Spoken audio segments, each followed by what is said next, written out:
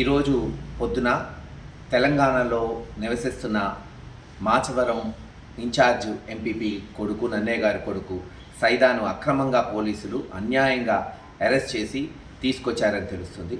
వారం రోజుల క్రితం, సుమారు వారం 10 రోజుల క్రితం పిన్నెల్లిలో జరుగుతున్న అన్యాయాల్ని, ఎలాగైతే దాదాపు 400-500 కుటుంబాలు అసెంబ్లీ ఎలక్షన్ అయిపోయినప్పటి నుంచి గడిచిన 9 నెలల నుంచి అనేక చోట్ల ఉంటున్నారు గ్రామం వదిలిపెట్టి. ఎందుకంటే అక్కడ జరుగుతున్న దాహనకాండ దౌర్జన్యాలు అలా ఉన్నాయని.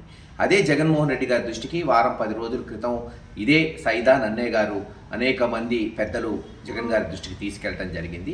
ఆయన కూడా త్వరలోనే న్యాయం చేద్దామని హైకోర్టులో కూడా కేసు వేయటం జరిగింది. కేవలం హైకోర్టులో కేసు వేస్తారా, జగన్ గారి దృష్టికి తీసుకెళ్తారా అని ఒక దొంగ కేసు ఏదో రిజిస్టర్ చేసి అంటున్నారు. 307 రిజిస్టర్ చేశారని ఇంకా తెలీదు, చేశారని అంటున్నారు. పైగా తెలంగాణలో ఉంటున్నవాడు, కనీసం పెన్నెల్లి గ్రామంలో లేడు, ఆంధ్ర రాష్ట్రంలో లేడు, ఈ ప్రాంతంలో లేడు, ఎక్కడో తెలంగాణలో చిన్న వ్యాపారం చేసుకుని బతుకుతున్న వ్యక్తి మీద 307 పెట్టి తీసుకొచ్చారని తెలుస్తుంది.